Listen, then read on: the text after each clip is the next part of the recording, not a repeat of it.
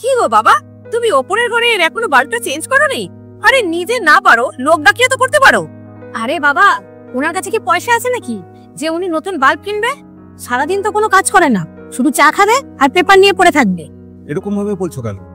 আমি তো কাজ খুঁজছি, একটা কাজের সন্ধান পেলে। হ্যাঁ হ্যাঁ, কত বছর ধরে তো শুনেই যাচ্ছি যে শুধু তুমি কাজ খুঁজছো। আমার আর আমার মেয়ে সব চাহিদা তো আমারই মেটাতে হচ্ছে, গার্জেন তো শুধু তুমি নামে। একদম ঠিক। আমার বন্ধুরা বাবার সাথে কত ভালো ভালো জায়গায় ঘুরতে যায়, আর আমরা দেখেছিস কেমন রাগ করে বেরিয়ে গেল। যাক, কোথায় আর যাবে, সন্ধ্যের পর দেখবে ঠিক আমার বাড়িতে চলে এসছে। কিরে, তোর বাবা তো এখনো আসলো না, কত রাত হয়েছে দেখেছিস?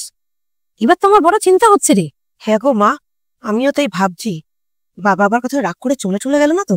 তাহলে কি তুই একটু বেরিয়ে দেখবি? না গো মা, এত রাতে আমি একা একা কিছুতেই যেতে পারবো না। কাল মনে আছে পাড়ার মোড়ের ছেলেগুলো কিরম পেছন পেছন আসছিল? বাবা যদি ঠিক সময় না যেত, কি জানি কি না হয়ে যেত কাল। আমি ওইভাবে যেতে পারবো না মা।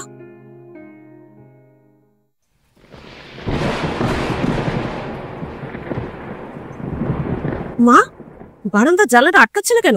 কখন থেকে চেষ্টা করছি, কিছুতেই আটকাতে পারছি না। তুমি গিয়ে একটু আটকাও। আরে ওটা আমিও আটকাতে পারি না, তোর বাবা কি করে যেন ওটা আটকায়।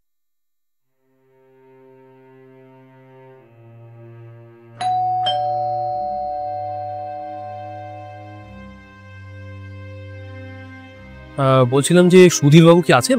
না, উনি তো নেই। আপনি? আমি রমেশ, একটা ইন্স্যুরেন্স কোম্পানিতে কাজ করি।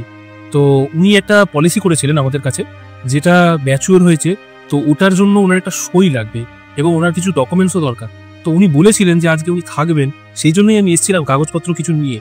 তো উনি কখন আসবে আপনারা কি একটু বলতে পারবেন? না, আসলে উনি একটা দরকারি কাজে বেরিয়েছেন, কখন আসবে ঠিক জানি না আমরা নিজেরাও। হয়তো রাতই হবে একটু ফিরতে। তো আপনি কি একবার কালকে আসতে পারবেন? আসলে ওনার ডকুমেন্টস গুলো কোথায় যে রেখেছে আমরা না ঠিক বলতে পারবো না। কালকে আসলে ভালো হয়। ও আচ্ছা, ঠিক আছে। তাহলে উনি আসলে বলবেন কালকে যাতে উনি বাড়িতে অবশ্যই থাকেন, কারণ কালকে ওনার সই নেওয়াটা কিন্তু মাস্ট। ঠিক আছে, আমি আসলাম। দূর ব্যাং, এটার আবার কি হলো? মা, বাবা তো এখনো। কি হয়েছে মা গ্যাসে?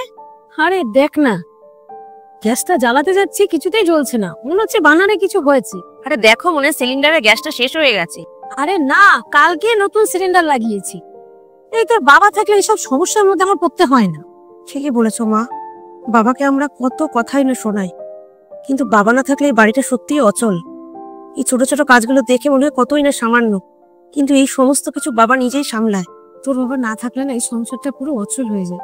ইনকাম কম হোক বা নাই হোক, কিন্তু ঘরে বাবার উপস্থিতিটাই যেন একটা আস্থার জায়গা আমাদের।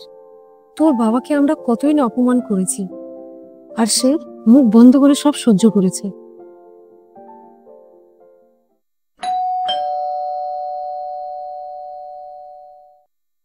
কোথায় গেছিলে তুমি? আমরা কত চিন্তা করছিলাম তুমি জানো। আসলে একটা কাজের খোঁজে গিয়েছিলাম, কাজটা তো আমার হয়ে গেল। তা ফেরার সময় ভাবলাম যে এলইডি লাইটটা নিয়ে যাই, ওইটা আনতেই একটু দেরি হয়ে গেল। বাবা, তুমি এতক্ষণ কোথায় ছিলে? গেছিলাম একটা কাজে, এনে তোর এলইডি লাইট নিয়ে এসেছি। বাবা, আমাদের ভুল হয়ে গেছে বাবা, ক্ষমা করে দাও। আরে কি হয়েছে, ক্ষমা চাইছিস কেন?